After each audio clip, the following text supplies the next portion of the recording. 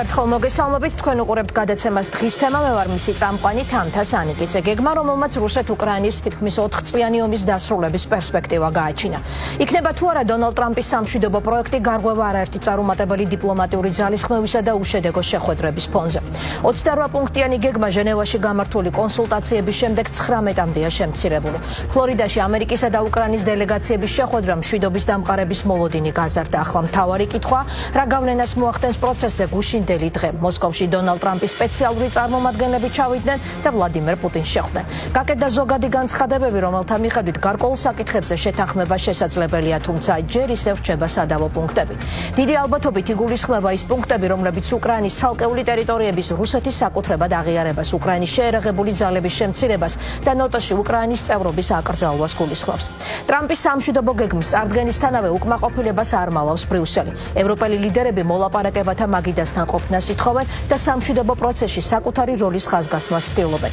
ვითარება ფრონტის ხაზზე თითქმის 4 წლიანი საომარი მოქმედებების შემდეგ. ევროპის ალტერნატიული გეგმა და არაერთგვაროვანი მოლოდინები.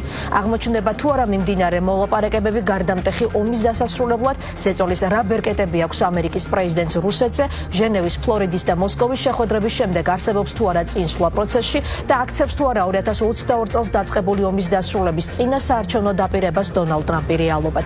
სამშვიდობო მოლაპარაკებების გადამწყვეტ ფაზაზე ვისაუბრებთ დღევანდელ გადაცემაში. ჩვენი სტუმრები იქნებიან პოლიტოლოგი, უსაფრთხოების საკითხებში ექსპერტი მამუკა არეშიძე და სამხედრო მეცნიერებათა დოქტორი, ორგანიზაცია ჯეოკეისის თავდაცვის და უსაფრთხოების მიმართულების ხელმძღვანელი გენერალ-მაიორი ვახტანგ კაპანაძე. სწორედ ვახტანგ კაპანაძესთან ჩართვით დავიწყებთ დღევანდელ გადაცემას. ის უკვე ხაზია და შეუძლია რომ პირდაპირ ეთერში უპასუხოს ჩვენს შეკითხვებს. ბატონო ვახტანგ, მოგესალმებით. მოგესალმებით საბავშვო.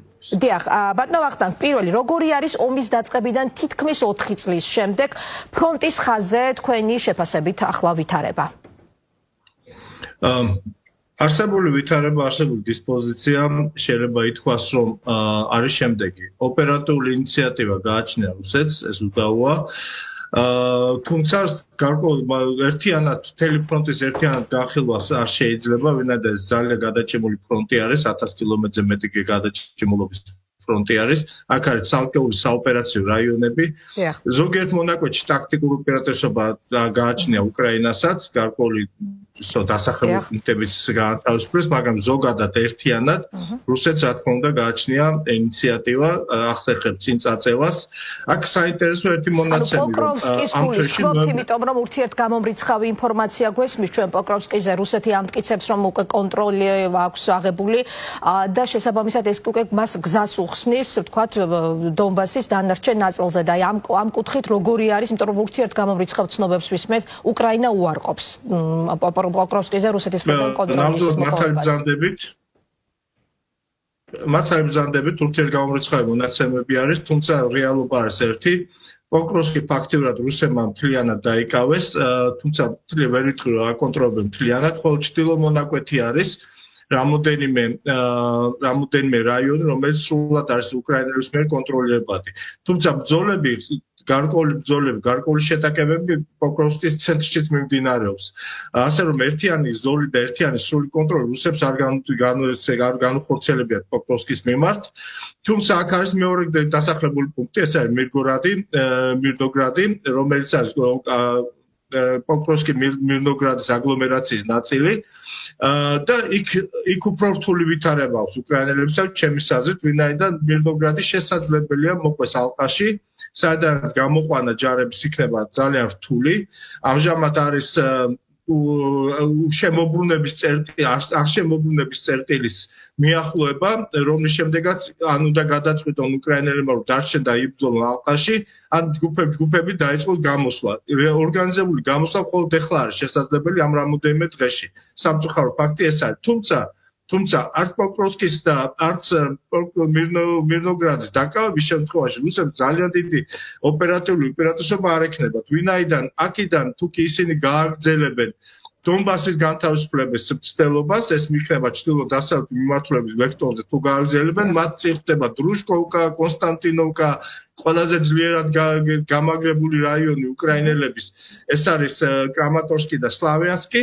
ჩემის აზრით, უფრო საფრთხე არის უკრაინისთვის, თუ კი რუსები ამ მიმართულებიდან გააგრძელებენ უკვე დნეპროპეტროვსკისკენ გადაადგილებას, ვინაიდან ამ მიმართულებაზე უკრაინელებს სამწუხაროდ ალბათ ნაკლებად დაცული ტერიტორიები გააჩნიათ, ვინაიდან დასახლებული პუნქტები არის იქითკენ ნაკლები. ბატონო ვახტანგ, რამდენად იზიარებთ თქვათ შეფასებებს, რომლებიც აი ბოლო პერიოდში გვხვდება, იმიტომ რომ ცალკეული ექსპერტები, იგივე დასავლური მედია გამოცემები ავითარებენ აი მოსაზრებას, რომ თქვათ იგივე რუსეთის მხრიდან პირობების დააყენება, მისი კატეგორიული მიდგომები, ხისტი პოზიციები ერთგვარად განპირობებულია ფრონტის ხაზზე ბოლო პერიოდში შეცვლილი ვითარებით და რუსეთის მხრიდან უპირატესობის მოპოვებით. იზიარებთ და ეთანხმებით ამ შეფასებებს? როგორ ასიცით, არ შეიძლება თქვას, რომ სრულად ვეთანხმები, რადგან რუსები ვერ ახერხებენ გარღვევის განხორციელებას, თუმცა ვიმეორებ, რომ ბოლო ერთი თვის განმავლობაში მათ დაიკავეს 500 კვადრატული კილომეტრი უკრაინის ტერიტორიის, მაგრამ ეს მთელ ტერიტორიას თუ ჩავთვლით, მთელი უკრაინის ტერიტორიას ფრონტის ხაზზე. ეს არის იმ პირობებში, აქ ხაზი მინდა გაუსვა, როდესაც ეს დაკავებული ტერიტორიის რაოდენობა არ არის რეკორდული რუსებისთვის, თუმცა რეკორდული არის შეტევების, მათ მიერ განხორციელებული შეტევების რაოდენობა. ანუ მათი წინსვლის ტემპი არის საკმაოდ დაბალი. ესე შეიძლება ითქვას, რომ ვინაიდან გარღვევას ვერ ახერხებენ რუსები, ხო, ხდება ფრონტის ხაზზე და გარღვევა ნიშნავს, რომ შეიძლება სივრცეში გაჭრა, დიდი სიღრმეში შესვლას და ასე შემდეგ ძალიან დაცვის მოშლა უკრაინელების. ამას როცა ვერ ახერხებენ, იძულებული არიან ძალიან დიდი მსხვერპლის ფასად განახორციელონ თანდათანობით მიწოლა და განდევნა რაღაც გარკვეული მცირე ზომის ტერიტორიებიდან. ეს რეალობა არის. დონეცკის, დონბასის საბოლოო დაღებისთვის მათ ჭირდება კიდევ დაახლოებით ალბათ 60 კვადრატული კილომეტრი, 60 კვადრატულ კილომეტრზე ცოტა მეტი და რა თქმა უნდა, თუ ესეთი ტემპები გააგრძელეს, მათ წესვა ალბათ ერთი დონბასი რომ დაიკავონ, აი ამ ტემპებით სადაც 5 წლამდე მაინც მოუწევთ ეს ტერიტორიების დაკავება. მაგრამ აი ბატონო ვახტანგ, ჩვენ ვხედავთ, რომ აი ამ საომარი მოქმედებების, აქტიური საომარი მოქმედებების და რუსეთის მხრიდან გააქტიურებული იერიშების ფონზე უკვე გადამწყვეტი ფაზა დაიწყო გარკვეულწილად მოლაპარაკებების პროცესში, იმიტომ რომ საკმაოდ ოპტიმისტური პროგნოზებია დონალდ ტრამპის სამშვიდობო გეგმის წარდგენის შემდეგ. სწორედ იმ ვითარების გათვალისწინებით, რაც ახლა თქვენ აღწერეთ და რაც არის აი ახლა ფრონტის ხაზზე, გრძელვადიან პერსპექტივაში თუ სამშვიდობო მოლაპარაკებები ამჯერადაც წარუმატებლად დასრულდება და კონკრეტული კომპრომისული შეთანხმების მიღწევა ვერ მოხერხდება. აი ამ ვითარებაზე, საომარი მოქმედებებზე, როგორ გავლენას მოახდენს იგივე ამერიკის მიდგომა და უკვე გაცხადებული პოზიცია, რომ ის თქვა სამხედრო დახმარებას ყვდავს უკრაინისთვის, ვიცით რომ ის აწვდის აღჭურვილობას ევროპას, რომელიც შემდეგ ყიდულობს ამ აღჭურვილობას და შემდეგ აი ამერიკის აი ეს უკვე პასიურობა როგორ გავლენას მოახდენს შემდგომ გრძელვადიან პერსპექტივაზე, თუ დასრულდება მოლაპარაკებები უშედეგოდ. აი მაგალითად ახლა ეს შეხვედრაც მოსკოვში ფაქტურად დასრულდა უშედეგის გარეშე. ყოველ შემთხვევაში შედეგზე არ ვლაპარაკებ, გარკვეულ პოზიტიურ ნიშნებზე ისაუბრეს, მაგრამ შედეგი არ ყოფილა. საქმე არის იმაში, რომ პუტინი აი ამ მოლაპარაკების დათანხმებას, არ დათანხმებას ამ ჟონგლიორობით, ამ მოლაპარაკების ჟონგლიორობით წელავს დროს, ვინაიდან მას იმედი აქვს, რომ აი მოხდება დაქანცვა, მოხდება ესე გადაღლა, საომარი მოქმედებების გადაღლა, როგორც უკრაინის, ასევე ევროპის და აისახება ამ დახმარებებს. შესაბამისად, ეწოდებული გამოფიტვის ტაქტიკა აქვს არჩეული? დიახ, გამოფიტვის ტაქტიკა ომია, ამჟამად მიმდინარეობს გამოფიტვის ტაქტიკა. აქ რუსეთი ნამდვილად ვერ იქნება იმის იმედზე, რომ ევროპა გამოიფიტება გამომდინარე ტექნოლოგიურ და ეკონომიკურ შესაძლებლობიდან და დახმარებიდან, რაც უკრაინას იღებს, მაგ თავარია მისთვის, რომ რაც შეიძლება დიდხანს გაწევოს საომარი მოქმედებები და მოსახლეობა გადაღალოს. როგორც ევროპაში, ისე უკრაინაში აი გაუთავებელია დაბომბვები და აი ამ საომარი მოქმედებები. ეს არის მისი მთავარი ამოცანა აი ამ ეტაპზე. ამავე დროს მას აქვს იმედი, რომ გარკვეული ცვლილებები მოხდება ხელისუფლებაში, შეიძლება მოვიდნენ მემარჯვენე მემარჯვენე ორგანიზაციები, მემარჯვენე პოლიტიკურ პარტიის წარმომადგენლები, გარკვეული ევროპაში იყოს გარკვეული უკმაყოფილება გაგრძელებული ომთან დაკავშირებით მოსახლეობაში და ასე შემდეგ. აი ეს ამის იმედზე აგრძელებს პუტინი თავის აი ამ საომარ მოქმედებას. და როგორ ფიქრობთ, ახლა თქვენ თქვით, რომ მოსკოვში უშედეგოდ დასრულდა შეხვედრა, აი მაინც რამდენად გაძლევთ იმედს აი სამშვიდობო პროექტის გარშემო 28 პუნქტიანი სამშვიდობო პროექტის გარშემო და შემდეგ ჟენევაში 19 პუნქტამდე შემცირებული გეგმის გარშემო დაწყებული მოლაპარაკებები, რომ რეალურად ეს გეგმა აღმოჩნდება გარკვეულწილად გარღვევა, გარდამტეხი, ვთქვათ, აი ამ სამშვიდობო მოლაპარაკებების პროცესში და რეალურად ტრამპი იპოვის გზას გრძელვადიანი მშვიდობის დასამყარებლად უკრაინაში. აი ბოლო შეხვედრა მოსკოვში შეხვედრა თან რა ფორმით გახორციელდა შეხვედრა, ხო? ეს უბრალოდ მხოლოდ შეხვედრა ხო არ იყო, ეს იყო დემონსტრირება პუტინის მიერ კვლავ იგივე რაც მას უყვარს გაკეთება. 3 საათი ალოდინა დელეგაცია, 3 საათი ალოდინა, მხოლოდ მაშინ შეხვდა, ამის შემდეგ შეხვდა მათ. რეკორდი არის, თუ არ ვცდები, მერკელი ალოდინა 4 საათი პუტინმა. ეს შედის მის ესე ტაქტიკაში, მოლაპარაკებების ტაქტიკაში. ერთადერთი მე მგონი ერდოღანმა გაუკეთა პირიქით და პუტინი ალოდინა კამერების წინ. რომელსაც მე ერდოღანს ვერ გაუბედა ვერაფერი პუტინი. მაგრამ ფაქტი ეს არის, რომ აი ესეთი მიდგომა აი ესეთი ის მუქარა, რომელიც გაისმა პუტინის მიერ, რომ ის მზად არის ევროპისთვის, თუ ომი დაიწყება, ევროპა თუ დაუწყებს ომს უკრაინას, რუსეთი მზად არის, რომ გაანადგუროს ევროპა და მზად არის ამ ომისათვის და ასე შემდეგ და ასე შემდეგ, ეს ბაქი-ბუქი.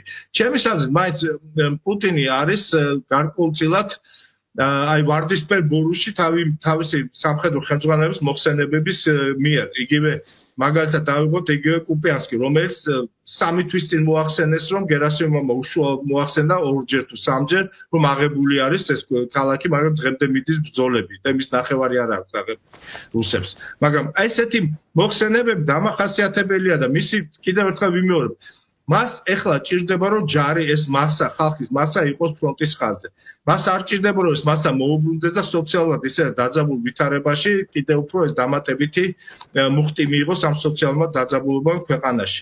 ეს მას ჭირდება, ეს ომი მას ჭირდება. ამ ომის პირობებში პუტინი გრძნობს, რომ ის არის გეოსტრატეგიული ერთეული გეოსტრატეგიული მნიშვნელოვანი მოთამაშე, მხოლოდ აი ამ ომის გამო, აი ამ პირობებში. და რაც შეეხება პერსპექტივას, ჩვენ ვიცით მთავარი სადავო პუნქტები და ამას ლიდერებიც ადასტურებენ, ეს არის ტერიტორიების საკითხი, არის ასევე ნატოში უკრაინის გაწევრიანების აკრძალვა და ამ ყველაფრის ოფიციალურად გაფორმება და ხელმოწერა და ასევე უკრაინის შეერაღებული ძალების შემცირება. ამ სადავო პუნქტების გარშემო როგორ გესახებათ პოზიციების დაახლოება, რამდენად შეძლებს ტრამპი, ვთქვათ, ზეწოლის ბერკეტების გამოყენებას პირველ რიგში რუსეთზე, რომ გარკვეულწილად რუსეთს შეაცვლევინოს ამ მიმართულებით პოზიცია. მით უმეტეს, რომ მოსკოვმა უკვე არაერთხელ განაცხადა, რომ რუსეთის მთავარი მოთხოვნები რჩება უცვლელი, რაც გაჟღერდა აგვისტოში 3 თვის წინ, 4 თვის წინ ალიასკას სამიტზე. მოდით პოზიტიური კუთხიდან შევხედოთ აღნიშნულ საკითხს ახლა. ფაქტია, რომ შეიქმნა ველი მოლაპარაკებების ველი, სადაც მიმდინარეობს, ყოველ შემთხვევაში ეს არ არის სიცარიელი, ეს არის ველი, სადაც მიმდინარეობს ეს მოლაპარაკებები. მე ძალიან დიდ მიღწევად ჩავთვლი ამ ეტაპზე, თუ კი მოხდება ცეცხლის შეწყვეტა, ეს არ არის მშვიდობა, მე გულისხმობ ცეცხლის შეწყვეტა, რომელიც უფრო მეტ გააადვილებს ამ მოლაპარაკებების პროცესს, ამ პოლიტიკურ პროცესს. აქ ყველაზე მთავარი არის თუ რა გარანტიებს მიიღებს უკრაინა აი ამ ხელშეკრულებიდან თავის უსაფრთხოებასთან დაკავშირებით. ჩემის აზრით, უკრაინის მთავარი გარანტია არის მისი შეერაღებული ძალები და ეს სამხედრო მხარდაჭერა, რაც მას შეიძლება გააჩნდეს ევროპიდან. მეტი გარანტია არც ერთი ხახალდი, არც ერთი შეთანხმება ამის გარანტიას უკრაინას ვერ მისცემს. მაგრამ კიდევ ერთხელ ვიმეორებ, მთავარი არის ჩემის აზრით, რომ მოხდეს ცეცხლის შეწყვეტა და მოხდეს აი ამის შემდეგ გაგრძელდეს მოლაპარაკებები. თუ ამერიკას მოინდომებს, მას გააჩნია ეს ბერკეტები, რომ თუნდაც ეკონომიკური, თუნდაც უკრაინის სანქციების სახით გაძლიერებით, დიახ, თუნდაც სანქციების სახით. ახლა ნუ დაგავიწყდებათ, რომ როსნეფტის მოგება, რომელიც გამოაქვეყნა როსნეფტმა, 70%-ით არის შემცირებული. თან არ გაასაიდუმლოა ეს თანხობრივი მაჩვენებლები ამისი, რომელსაც როგორც წესი არ აკეთებდნენ ხოლმე. გარკვეული სირთულეები რუსეთსაც გააჩნია, ამაზე ორი აზრი არ არსებობს. იგივე ჩინეთის ვასალად გახდომა, ჩინეთზე სრული დამოკიდებულებაში გადასვლა აი ამ პირობებში. რა თქმა უნდა, რუსეთსაც ჭირდება სულისმოთქმა, მაგრამ სულისმოთქმა ჭირდება არა ჯარების გამოყვანით. და ეს აძლევს მას საშუალებას, რომ ცეცხლის შეწყვეტას გარკვეულწილად დათანხმებას წამოიყვანონ რუსეთი. ვინაიდან მასაც ჭირდება გადაჯგუფება, ამოსუნთქვა, გაძლიერება. თუ კი ამის ცეცხლის შეწყვეტის საპასუხოდ იქნება სანქციების შეწყვეტაც, ხო? აი ამასთან დაკავშირებით ეს ძალიან მნიშვნელოვანი ფაქტორია. ასევე ძალიან მნიშვნელოვანი ფაქტორი იყო დღეს განცხადებული, რა ქვია, ევროპიდან, ევროკავშირიდან განცხადება, რომლის მიხედვითაც ეხლა არის გარდამავალი პერიოდი, რომლის შემდეგაც აბსოლუტურად შეწყდება რუსეთიდან ენერგომატერიალების მიღება. ფაქტურად უკვე დაწყებული არის, ეხლა არის სულ მაგალითად ქვანახშირის მიღება 0%-მდეა დასული, 45%-დან მგონი 13%-მდეა დასული გაზის მიწოდება მიღება ევროპაში, ნავთობის მიწოდებაც არის და ძალიან მნიშვნელოვნად შემცირება 25-დან მგონი 2%-მდე და ეს არის თან ახლა არის ეს გარდამავალი პერიოდი, რომელიც გარდავა იმაში, რომ ევროპა საერთოდ აღარ მიიღებს ენერგომატერიალებს რუსეთიდან. ეს რა თქმა უნდა მნიშვნელოვანი და მტკივნეული არის რუსეთისთვის. და თქვენ ფიქრობთ, რომ რუსეთი ამ მიმართულებით შესაძლოა გარკვეულ დათმობებზე წავიდეს? უნდა წავიდეს. კიდევ ერთხელ ვიტყვი, ძალიან ძნელი ახლა რუსეთზე არ უნდა თქვა არასოდეს, იმიტომ რომ ყველაფერია მოსალოდნელი, ძალიან რთულია მისი პოლიტიკის ლოგიკაც გაყვე. ვინაიდან პუტინი არ მოქმედებს სტრატეგიულ თვალსაზრისით, პუტინი მოქმედებს ვითარებიდან გამომდინარე, ხო? ოპორტუნისტული მიდგომები აქვს საკითხთან დაკავშირებით. თუ შეატყოს სისუსტე, მიაწვება იმ სისუსტეს. ამდენად, რა თქმა უნდა, შესაძლებელი არის, ჩემის აზრით, ახლა ლოგიკურად რომ ვიმსჯელოთ, რუსეთსაც აწყობს ცეცხლის შეწყვეტა, ვიმეორებ ცეცხლის შეწყვეტა და არა მშვიდობა. აი ამ ცეცხლის შეწყვეტის შემდეგ მას შეუძლია გადააჯგუფოს, გააძლიეროს თავის შეიარაღებული ძალები და ასე შემდეგ. და ცეცხლის შეწყვეტაზე შეთანხმების მიღწევას მიიჩნევთ რეალისტურად? უფრო რეალისტურად ვიზა სამშვიდობო ხელშეკრულებას გაფორმებას. თუ გახსოვთ 28 პუნქტიან მოხსენებაში, 24 პუნქტიან ტრამპის გეგმაში, ცეცხლის შეწყვეტა იყო ბოლო პუნქტი. მას შემდეგ რაც ევროპელებმა შეიტანეს იქ ცვლილებები, ცეცხლის შეწყვეტა გადავიდა პირველ პუნქტად, რომ უნდა მოხდეს ჯერ ცეცხლის შეწყვეტა და შემდეგ მოლაპარაკებები. ასე რომ მე მაინც უფრო მიმაჩნია პოზიტიურად განწყობილი იმის მიმართ, რომ იქნება თქვა ცეცხლის შეწყვეტას დათანხმება, რომელიც აბსოლუტურად არ ნიშნავს მშვიდობის დამყარება და მშვიდობიან ხელშეკრულებას. და ბოლოს უკრაინის მხრიდან რამდენად უშვებთ იმის შესაძლებლობას და ალბათობას, რომ შესაძლოა უკრაინას მოუწიოს, თქვა გარკვეულ მძიმე დათმობებზე წასვლაც? მე აბსოლუტურად მიმაჩნია ეს უკრაინის მხრიდან იქნება სწორი პოლიტიკურად გადადგმული ნაბიჯი. აქ არის საუბარი დიახ, დათმობის საკითხი, თუნდაც ტერიტორიის დათმობის საკითხი, თუმცა არის სხვადასხვა მოსაზრებები, თვითონ უკრაინაშიც არის სხვადასხვა მოსაზრებები და თვითონ მებრძოლები, რომ აი დონბასში მებრძოლები აცხადებენ, რომ მთავრობამ თუ რომც მიიღოს გადაწყვეტილება, ჩვენ არ დავტოვებთ ამ ტერიტორიას. არის ეგეთი დაპირში და დაპირისპირებაც, ვინაიდან მართლა ძალიან რთული გადაწყვეტილება იქნება მისაღები. მაგრამ ჩემის აზრით უკრაინას ამ ეტაპზე კიდევ ერთხელ ეს მე რა უფლება მაქვს ახლა თითო გოჯისთვის ამდენი სისხლი აქვს უკრაინელებს ესე იგი გაღებული, მაგრამ ჩემის აზრით ახლა დონბასის საბოლოო ჯამში თუ კი მშვიდობას მიიყვანს თავის გარანტიები, დონბასის დათმობა თქვა იმის ფასად რომ რუსეთი გაჩერდება ზაპოროჟიეს და ხერსონის არამთლიან მოთხოვნაზე, რასაც ითხოვდა არამედ იმ ხაზზე, ბრძოლის ხაზზე და ასევე ჯარებს გაიყვანს ხარკოვის და სუმის რაიონებიდან. მე მიმაჩნია, რომ ეს შესაძლებელია, რომ იყოს სწორი ნაბიჯი უკრაინელების მხრიდან. ვიმეორებ, ეს მხოლოდ ჩემი მოსაზრებაა, მე არ ვწყვეტა უკრაინელების ბედს, მათ თვითონ უნდა გადაწყვეტო, მაგრამ ჩემის აზრით პოლიტიკურად ეს სწორი ნაბიჯი იქნება. მით უმეტეს თუ კი არც ტრამპი და ეს შემოთავაზება არ აღიარებენ დე იურეთ ამ ტერიტორიას რუსეთის მაშ კონტროლ ქვეშ, არამედ აღიარებენ როგორც დე ფაქტო რუსეთის ტერიტორია. ძალიან დიდი მადლობა ვახტანგ კაპანაძე, ორგანიზაცია